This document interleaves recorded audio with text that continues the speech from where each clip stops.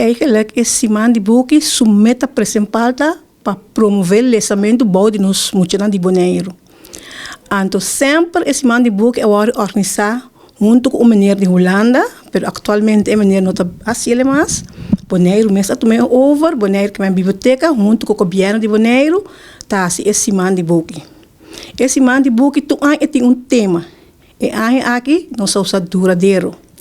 Duradouro de como a senhora está promover, cuida nos bestas, nos mata, e todos os outros costas, então plus é recycle também, que vamos por renovar costas também.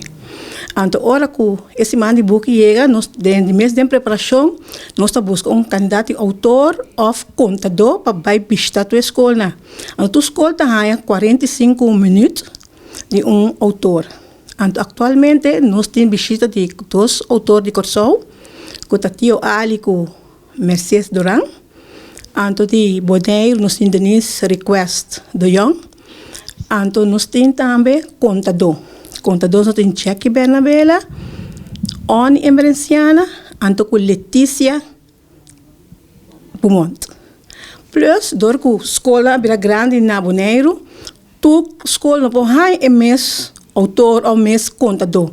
Então, se agora que nós gravamos então manda para a escola, riba na mail, para mim passar via dashboard da classe. Então, nós grava Jackie Bernabela, Oni Emerenciana e Letícia Beaumont.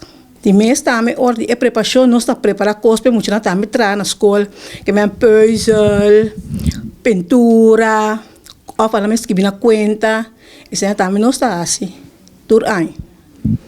Então também nós estamos sempre usa material de Holanda, mas atualmente nós mesmo com essa purba para nós trazer nos mesmos material, que é na Bonaire mesmo. E aí que para mim, para outro ano está mais avançado, mais meu. Nós compreendemos que está acompanhado com parte musical também, é jingle que agora o trabalho, quem está em cargo de essa? Sempre ora nós fazemos a pedida de Costa de Simão de Buki na Holanda, não também com CD que é cantica de Simão de Buki de Anha, pero na holandês.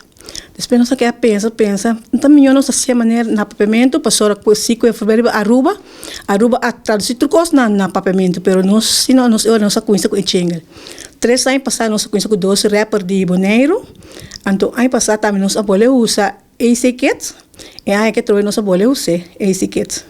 Kuta emene Sechni Bernardina, kuta sorpa e cantica, plus ele sobe vídeo também para a escola, rádio, televisão.